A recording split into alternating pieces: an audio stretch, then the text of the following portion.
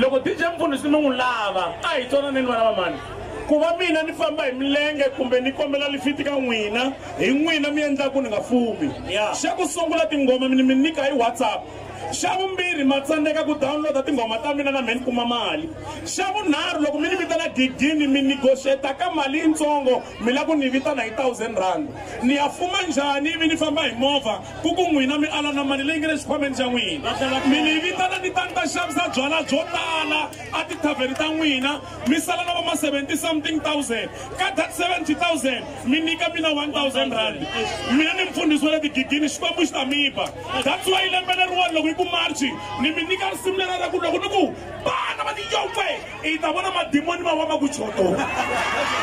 hikuva mfano ina le naka the twist anganta so and he promoted boto wena big for sure the dev ngakho mutsika bana yes ene ale nguyiye baka koba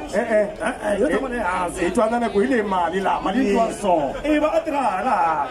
va nkuma va lavaya hinkwavo lava nga vulavulaka va kuma ka hiyefo vula semaliko humana khwiri musa ya se ndana khensa na n'wina van'wani ni nga mi rhamba mi va kona ka postara a mi ni tikelangi na mi le ku ni tikeleni hosi Matsakisi a na ku tshemba hembo a yi se tshama hilo mina we since hi sungula ku tirha i munhu n'wadima right vel na a to ku bifa wena ku tongisa no tshika ku tongisa khavela a refu wena alright ke ni rana ku khensa swinene ingaku xikwembu xi nga mi endla hi tintswalo ni Mfundisi wa n'wina wa le tigigini that's why mi tele so i ku mi twisisa ku ri bishop wa n'wina lembe leri taku na ha ri mfundhisi ni vula leriwani loko yi ku marchi ni ta va ni tlakusiwile ni ta va ni ri bishop na suka a xitulweni xa vufundhisi ni ta va ni ri bishop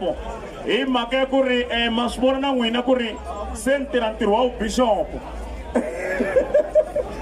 ya ni pfumela ku ri DJ ni kombela u hi tlangela risimu rin'wana